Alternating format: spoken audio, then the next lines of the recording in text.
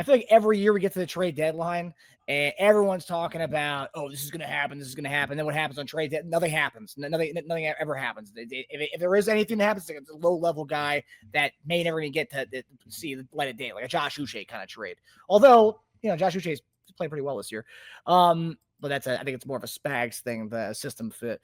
But so today, Jeremy Fowler of ESPN, he kind of had an article where he talked about different guys who could fit with different teams. And he released two names here, Breece Hall and Jaelan Phillips. Now, Jaelan Phillips is the edge rusher from Miami. He's had the injury problems in his career, but he also said the name of Breece Hall. And we'll talk about both. But right off the bat, Lance, Jaelan Phillips, this is the one I saw, and this naturally makes the most sense of the two guys he named. In our next segment, we'll talk about some of the other guys who are names who are out there. But Jaelan Phillips, I know a lot of our Chief Concerns family, everyone is a big fan of bringing an edge rusher. I've heard his name be commented on a few of our videos before.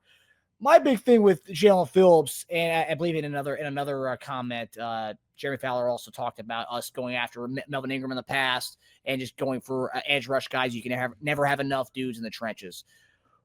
What is your stance on training for Jaelan Phillips? I don't know what it's going to take to get him. I have to imagine with a guy like him, with the team that he's on right now, I think he's in his last year of his deal. They're just going to take anything they can get for him at this point because Miami's just in a full-on reboot, I think, when the season's over for them, maybe starting in a week or so. What do you make of this, of the Jaelan Phillips kind of speculation of sorts from Jeremy Fowler? I think it's very likely. I think this is the type of move that if the Chiefs ultimately trade for somebody, this is something that I think can very well happen. It makes a lot of sense. He is 26 years old. He is on his fifth year option of his rookie deal. I think the fully guaranteed money on his contract is 13.2 this year. So if the Chiefs were to trade for him in say a week, I think that'd be a little over half or right around half of that the Chiefs would probably have to fork out money on. The interesting part of it is, of course, what the Chiefs would have to give up. Because we've seen over the last couple of years that if the Chiefs make a trade, they're usually bargain spending. And, with the limited cap structure the Chiefs have right now, and I say that loosely because the Chiefs could move things around if they ultimately needed to, and I think they probably will. If it's a day 3 pick, I think you almost have to make this move because just based on the fact that Omar Norman Lott's not coming back this season, that's a guy the Chiefs had a lot of expectation on. I still don't really understand why they decided to make him put on 30 pounds. He was more of a speed rusher. He was more of a guy that played that style. I didn't really understand why they were doing that, but they should have just drafted a plugger if that's what they wanted to do with him. It made no sense. For real though, that's a great point. Exactly. So I didn't really understand how they were using Omar Norman Lott, but regardless of how they're using him, he's not coming back this season. Wish the best for the kid, but yeah, they have to manufacture edge rush pressure, and that is a concern I have. If you were to ask me what exactly does Jaelan Phillips bring to the team, that's a great question because, to be honest with you, the highlights of Jaelan Phillips' career have been him just simply overcoming massive injuries. I mean, we've seen over the last 2 years, he's missed 22 games due to an ACL tear and Achilles tear. So for him to overcome both of those things, every once in a while, a guy out there will have one of those two.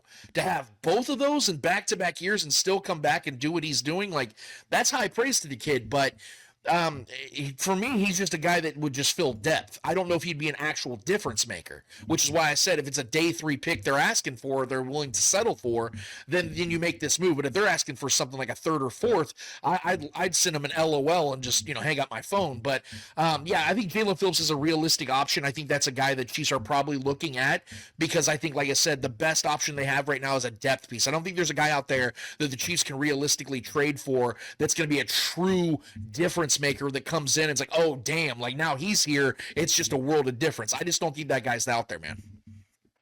Yeah, because teams don't want to get rid of edge rushers, right? Edge rushers is one of those premium positions in the league that teams don't want to get rid of. So I don't see, I do see them trading Chubb or Jaelan Phillips, but they're going to want primo assets for him. They're not going to give him away for a day 3 pick. I just don't think that's likely. We're going to talk about somebody in the next segment who I think is likely, who I would give up a day 2 pick for. But as far as these two guys, Jaelan Phillips, yes, I think edge rusher are the top two things I want from defense. At first, I was going to say JD and I have been wanting a number 2 defensive tackle next to Chris Jones for a long time. We were happy with the Omar Lot pick. We actually wanted us to draft another defensive tackle because this draft was amazing in running backs. It was deep in running backs, and it was also deep in big plugger type defensive tackles, nose tackle types, which we could have gotten in day 3 somehow. We traded back in and gotten one, but we didn't. We only went with Omar Lot, who's a bit of an undersized defensive tackle, but then obviously we wanted him to add on weight this past year because more a pass rushing guy. So like, I still think defensive tackle is a big deal for it would be more of a need than edge rush because I think we do have the guys on the edge. Karlaftis, Omenahu, Gelati. We have those, Mike Dana. We have those guys on the edge. But the thing is, you don't have, if you're being able to triple team Chris Jones all game long, if you have 2 guys in the middle who cannot be double teamed or triple teamed, then you're going to have an easier access for the guys on the side to go do their business. It's just, yeah. So like that's kind of, I'd be okay with Jaelan Phillips, but also to the injury aspect too, because I would hate to get a guy and have him come here and 2 weeks later he's done, because he does have a very, very, very a big time injury history, and that's one thing that kind of stands out to me, especially if it's going to be a half a season rental. I don't want a guy who's going to come in and be done in 2 weeks. That's right. That's what kind of takes me off of the whole Jaelan Phillips thing. Yep. Couldn't agree more, man. That's got to, and it's got to be a concern, because if you're sacrificing draft capital and you're taking on whatever remaining guaranteed money he has on that rookie deal, you have to be concerned about that. And plus, I the language is going to have to be very thought out, because I'd imagine that Jaelan Phillips is probably personally, and not that it ultimately matters, but I'd imagine he's going to probably want to go somewhere where he can not only succeed but maybe get a long-term deal, because he is still only 26 years old. Where the red flag is obviously is the Chiefs. Do they believe he can sustain health for a long period of time? I just don't think that, given the fact they're already paying 2 guys up front as it is and moving forward, I just don't know if they're going to invest real money after this season in Jaelan Phillips. So that might be the one thing that might hang that up, because maybe the Dolphins do want to do him right as well. So there's just a lot that goes on in the background. I know you understand that well, man. But yeah, I think he is one of the candidates, though, that could realistically be here in Kansas City in the next couple of weeks. Yeah, 100%. And I wouldn't be mad about it, because it's a need for us. It's just the whole fact that, like, we're going to bring in a guy in a high pick, 3rd or 4th round. I don't think he's going for anything less than a 3rd or 4th round pick. That's just me. And then only for a 6-game rental or a playoff stretch run, that would be kind of be tough. I did 2 years in a row trading for a guy who's a rental. Who and who knows, and that's the thing. Who knows if he even fits Spags' system, right? Because we thought Uche was going to come in and be a guy, and he wasn't a difference maker at all. And so the other part of the article, which I mentioned, was Breece Hall. He mentions Breece Hall as far as it being a fit and predicted chance of going to Kansas City, 35%. So where I stand on this, and I know you're big on trading for a running back, JD and I are both adamant to not do that, because we think we have other needs. It would be a D-tackle, defensive end, more so than running back, because with the way we are going about things, there's not a lot of balance in the offense. Because we did trade for a running back. Let's say it's Kamara. Let's say it's Breece Hall. 12 carries, 10 carries. I mean, like, is that enough to warrant a guy to come in for 10 carries? Because the Chiefs are a passing team. And no matter who we have back there, it could be Barry Sanders back there. Andy Reid's going to throw the ball 50, 40 times a game, right? And he's going to run the ball with 8 times Breece Hall. And then Kareem's going to get the short yardage stuff. And Brashard Smith's really carved out a role as being the pass catching back, which has been phenomenal at it. And I mean, this week, Andy Reid said it. I know coaches will say whatever, but like Andy Reid said, he likes the 3 running backs. So they all have carved out a specific role on the team. And none of these guys are bell cows. And maybe it's the way they like it. They like the fact that they have a plethora of wide receivers who can act as the quick game, can act as your run game. And then you have a 4th and 1, 3rd and 1, 3rd and 2. You have number 29 for that. You have Kareem up for that. You have early down runs. You can get to number 10, Pacheco. And I'll say this, Pacheco's starting to look more like his old form again. And that's one thing that, first few games of the season, it kind of looked like Ralph out there. He's starting to look better. And then Brashard Smith's really filling in this receiver role, one of the most efficient receivers in the league right now, based on a bunch of metrics that I've seen. So, like, for me, I think trading for running back's a waste. It would be a waste of assets, and it would just be a waste to bring in a guy. And then, I mean, who knows how he even – I mean, because Breece Hall comes here, I can't see him, like, playing well enough that he's going to want to get a contract in the offseason. I just don't see it. I don't see it. So what do you make on your running back take as of right now? I have a very loaded opinion on this one. I'm sure that shocks you, but I totally get where you and JD are coming from, because ideally you look at this scenario and you say to yourself, yeah, this is just how it's got to be, because no matter who you're bringing in here, like you said, you can bring Walter Payton, you can bring Jim Brown, you can bring Barry Sanders, and those guys are not getting the touches that they would get anywhere else in the NFL. I mean, I hear people constantly bitching and complaining about, man, the Chiefs should have went and got Scadaboo. Guys, Scadaboo would not get half the touches he's getting in New York if he was in Kansas City. He wouldn't be the player he wouldn't get that opportunity. And that part I do accept. That's the part that I just won't fight people on, or fight anybody that says that on, when it comes to the value of the running back position here in Kansas City. But I look at it differently, and why I still stand on the side that they need to make a move at running back, because of the fact that, yeah, right now seems like things are going pretty good. Pacheco looks like his old self right now, and Kareem Hunt obviously is my dude. I've never given up on him. He should have been in Kansas City the whole time. I think that Kareem Hunt's done his job every single opportunity he's getting. He's just that Mr. Automatic net positive guy.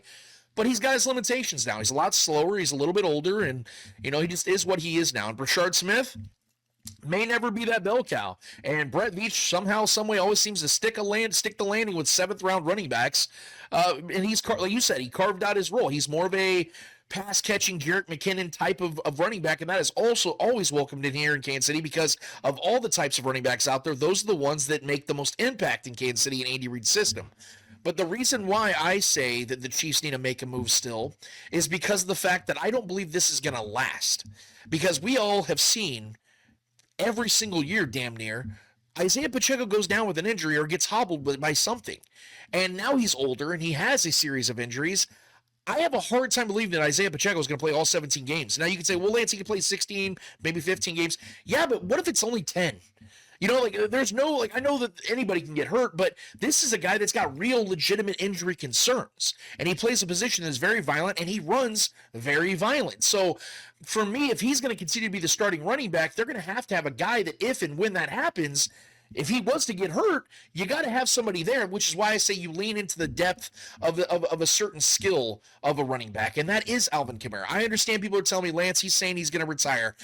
Maybe that's true if he says he'll retire if he gets traded, but I have a hard time believing that Alvin Kamara would turn down the opportunity to play with a dynasty. If he knows that he can play with Patrick Mahomes and under Andy Reid's tutelage and be here with a chance to finally win a ring for the first time in his career, I have a hard time believing he'd pass that up. And second of all, I mean, the Chiefs only have to pay him $3 million this year, and if they were to cut him after the season, they only have to pay him, or they'd only pay $3 million in dead cap, and they'd only have to give up maybe a 4th, 5th round pick at best for a 30-year-old running back. You say, well, he's 30, Lance, he's older. I'm not expecting him to come in here and run the ball 15 to 20 times, and he probably wouldn't anyway, even if he was 25, like we just discussed. He would be a guy that would be that veteran that can mentor a guy like Brashard Smith and take some of that off of Brashard, because although Brashard's looking good, he still is a 7th round rookie. So to expect him to be like this every single week, or to continue to play like this every single week, it's just kind of an unfair thing in my eyes. I mean, maybe he does. Maybe he just continues just to shake the mold and break the mold, rather. Maybe he does. But I would feel more comfortable if they had a veteran that can make those types of plays as well in the backfield, that is reliable, that can stay healthy, and wouldn't cost the Chiefs much in draft capital or money. So that's the guy I look at. When it comes to Breece Hall, to me, I've never even entertained the thought.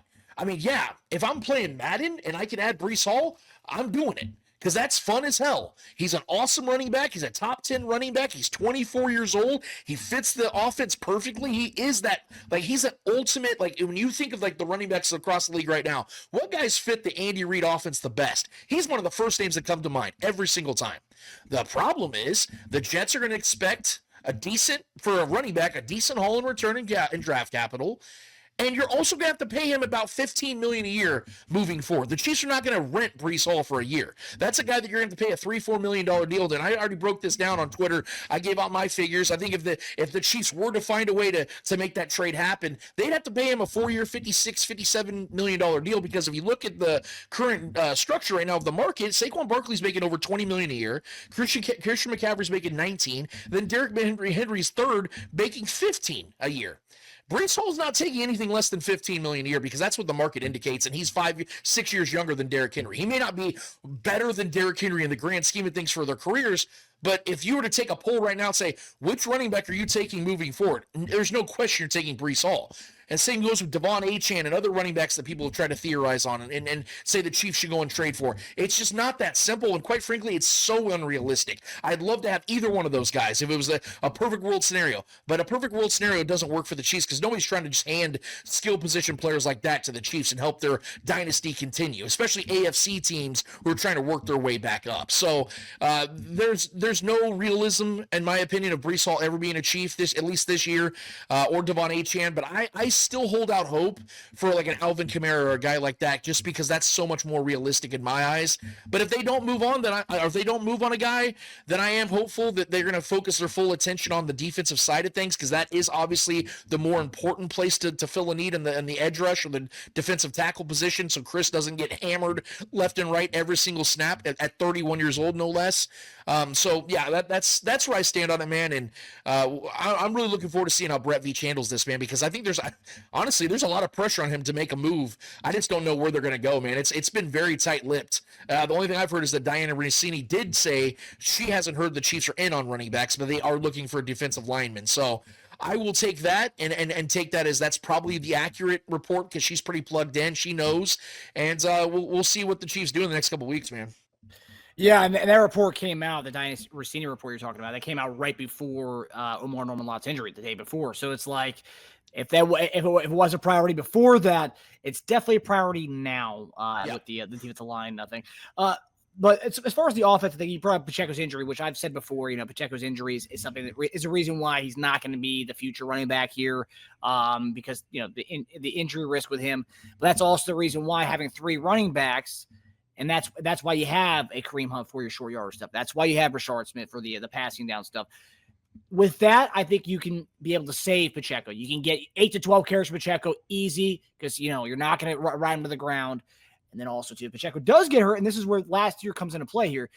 Pacheco does get hurt, and we saw last year when we gave 20-plus carries to Kareem Hunt. The first time we did that in 3 or 4 straight games since Larry Johnson in Kansas City. So, they trust Kareem Hunt. They trust that he can be the guy in spot duty if need be. We can ride you to the ground. Kareem Hunt showed that. But right now, Kareem Hunt is the guy you need. He's our putter. We bring him in for the couple yards, and that's it. And he does that admirably. As far as Rashard Smith, every week he's getting more and more touches, be it more so. Last week was, fourth quarter was a demolition, so that doesn't really count. But more so, they're giving him more targets. Screen game came back. It was the first time we'd seen a screen in Kansas City in years since Jamal Charles was here, and we finally have that. And that's just something that, man, that's great. We have a guy we could do that with. Obviously, we did with Jet McKinnon. So, and I do see some Jet McKinnon kind of crossovers with Rashard Smith.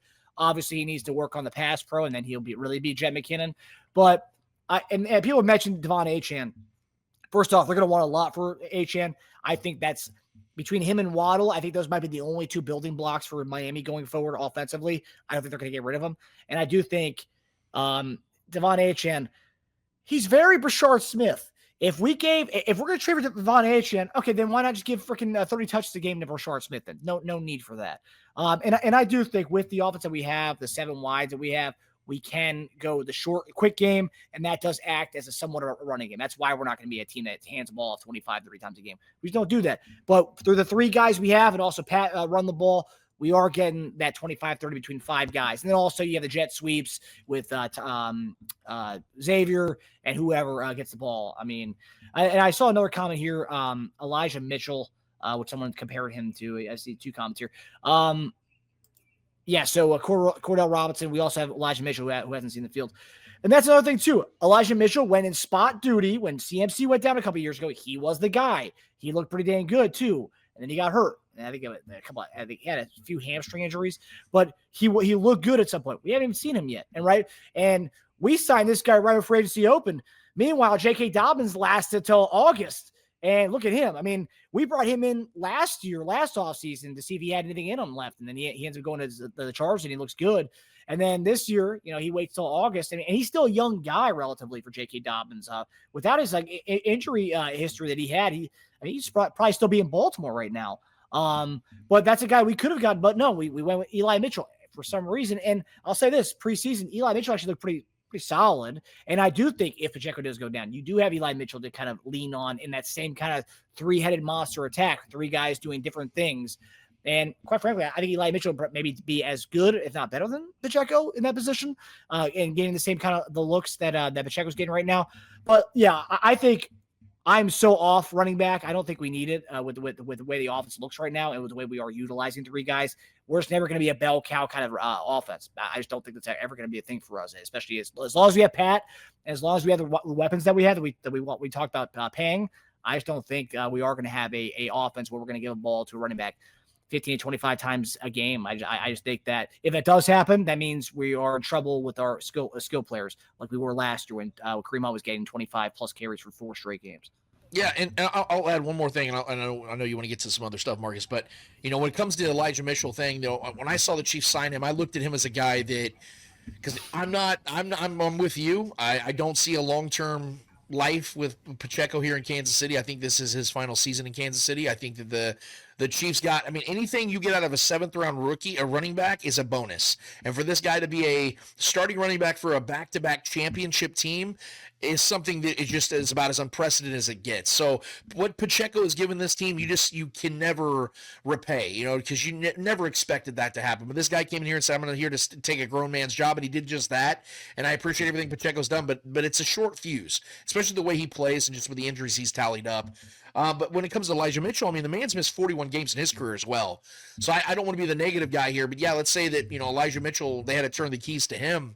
The skill's there. He's always been skilled. Like you said, he showed what he could do when CMC went down, and, he's been a successful running back in this league. But the man misses a lot of time, and there's a reason why, he was so available for the Chiefs to go and get. And yeah, man, I look at this position and I worry. Like I said, I don't want to sit here and say that it's going to be just bad all the time. But 7 games, the Chiefs are averaging 3.8 yards per carry, and Patrick Mahomes is running unlike he's ever ran before. Now he's in his 30s. I'm not saying he's old, but he's not 2018, 2019 Patrick Mahomes, where he's 23, 24 years old. This is a different Patrick, and I don't like the fact that he's already running like it's January. And so I have to ask the question, how do the Chiefs avoid him doing that instinctually? Because right now he feels like he almost has to, because the running back position isn't giving them enough. Sure, they can run through the air technically, and especially with Rashee Rice being back, but we know that it gets only colder as the NFL season progresses, and you're going to have an established run game to a certain extent. I'm not saying you have to have Derrick Henry in his prime, but you need to have the guys that can get it done. I'm with you on Kareem Hunt. In a pinch, he can give you those 20-plus carries, and he will deliver. But we also know that's probably like the ultimate break glass in case of emergency. You don't want to have that happen in week 9 or week 10 and have to ride that out for the remainder of the season. So I hope that it all works out, but I'd be lying to you if I said that I'm not a little concerned about the long haul effects of this running back room as currently constructed. I hope I'm wrong, man. I really do, and I hope they don't have to make a move. They can save those picks, they can save their money, and they can focus elsewhere. But I am concerned about it, brother, and I'm glad I'm on this show because the word concern is literally in it. So I think this is about as valid as it gets when it comes to talking things about like this. So we're having the conversation for sure. Hey, running backs, the number one of the few things that's been a kind of a constant storyline all throughout the offseason and now, right? And I do think Mahomes isn't running because he has to. I feel like teams aren't spying him, and he's just there, and he's taking what it gives him. Look at the weapons he has out there. He's got guys all over the field, and no one's spying him. And like for whatever reason, teams are choosing not to spy him, and he's is able to eat these guys alive. I don't think it's for a lack of a run game. I do find it funny though, right? They won't do QB sneaks with him, but they'll let him run the ball 10 times a game. That doesn't make much sense. But hi everybody, thanks for watching. Subscribe here to get the latest from the show. Also, be sure to check out the best clips from Chief Concerns. And if you prefer to listen to the show, subscribe and follow us on Apple Podcasts, Spotify, and anywhere else you get your podcasts.